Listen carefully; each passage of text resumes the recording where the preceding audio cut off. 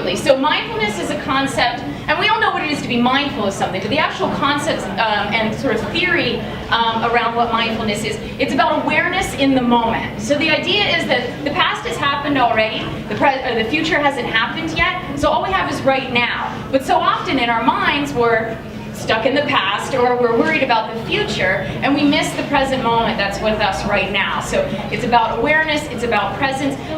Is one of being able to be vulnerable with somebody else and feeling safe doing that. That is one of the most amazing things we can share with another human being. It's also one of the most terrifying things we can do, right? Because you're bearing your soul in a way, and you can letting yourself be open to maybe to be judged for who you really are. So it's the most amazing thing, and it's the most terrifying because of how strong it is and how powerful it is. So mindfulness is also an incredible gift. If you've ever sat with somebody and they have listened and hung on every word that you said and just were engaged and were making eye contact with you, and they weren't waiting until you paused so they could jump in and say the next thing. Do you know when you're doing that, if you're listening to somebody, you're like, oh, when is it my turn? Okay, just shut up, I want to talk now. So we often do that because we're excited and we just want to say. That's kind of the opposite.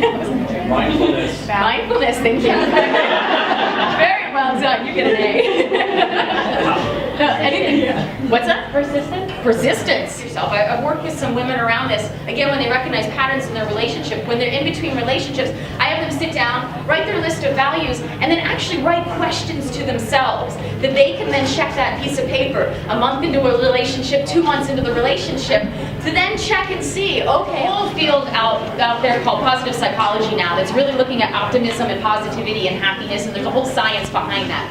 And some researchers argue that as humans, we actually tend to have a negativity bias. That negative emotions versus positive emotions are much heavier on us. And that we may be more likely to notice what's missing or what's wrong.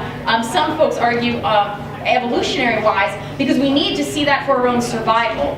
But longer term relationship, you're always focusing on what's negative, and that the trash didn't go out and this didn't get done and all these other things. That's pretty heavy.